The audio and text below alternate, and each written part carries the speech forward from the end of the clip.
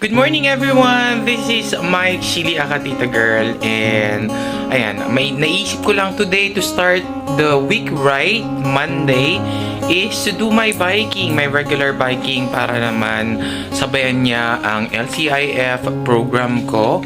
And tara, samahan niyo ako.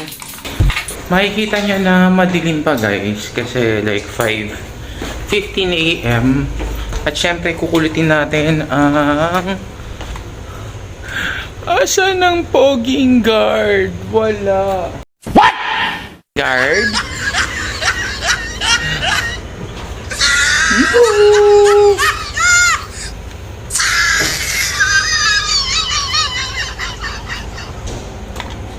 Ayan, sabi ko sa inyo si Poging Guard. Ayan na si Poging Guard. Nakangiti. Good morning, Poging Guard. Amin na yung susi at magbabike na ako. Ito ba? Ito. Dahil kunin ko muna yung bike ko ha. Ay, so nakuha ko na po yung bike. My mini bike na si Katas. Ayan, si Katas po siya. And ayan pa rin si Poging Guard na suplado na ngayon. Busy siya. Char. Oh my God! Wow! So papunta muna ako guys. Siguro in 30 to 1 hour. 30 minutes to 1 hour. Babalik ako. I won't be able to show you yung biking ko na. Pero at least pinapakita ko sa inyo na ginagawa ko yung biking at least once, twice, or thrice a week. So guys, andito po ako sa may Parola. Busy day. Today is Monday. So definitely maraming mga estudyante na papasok. Babalik sa work. Maya maya traffic na po. Congested na po yung traffic. And I guess dire-diretso po ako sa may bandang Cainta Junction. So nakalabas na po ako. Andito na po ako sa highway. At makikita nyo sa likuran ko is yung munisipyo ng Parola. Ayun siya. So, yan, dire-diretso natin yun Cainta Junction. So let's see. At medyo kailangan ko na rin kumain and let's check whether kung ano yung makakain natin for LCIF. Then guys, dito na po tayo sa junction ng Cainta. So ayan po makikita nyo going to saan ba? Ayan, going to Marikina, going to Ortigas, Pasig. Ayan, pabalik sa amin.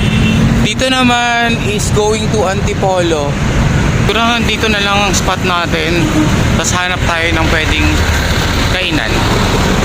So makikita nyo, tignan natin kung may para sa LCIF. Diyan. Try lang natin. Feeling ko walang LCIF. Tapos tofu, lumpia, turon na tayo. Negative. Medyo walang light meal. Puros mabigat sa tiyan, mapagkain. So hanap tayo ng iba. Pero before tayo maghanap ng iba, medyo pahinga tayo. Ayan, makikita nyo na yung pawis ko. Not enough, pero at least ginagawa ko or gumagawa ako ng paraan para mag-start yung fitness journey ko this 2024. And sana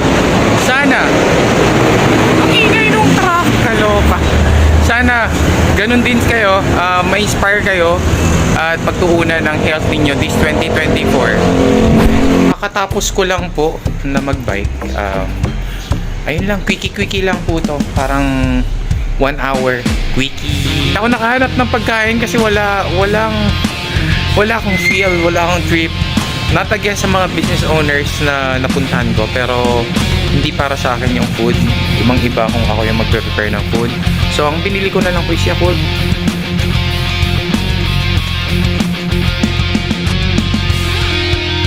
Ayan, so this is Mike Shili Akatita Girl. Always saying, God bless to everyone. And sa mga Kaunlad family, I love you all. Keep smiling. Remember guys, control is power.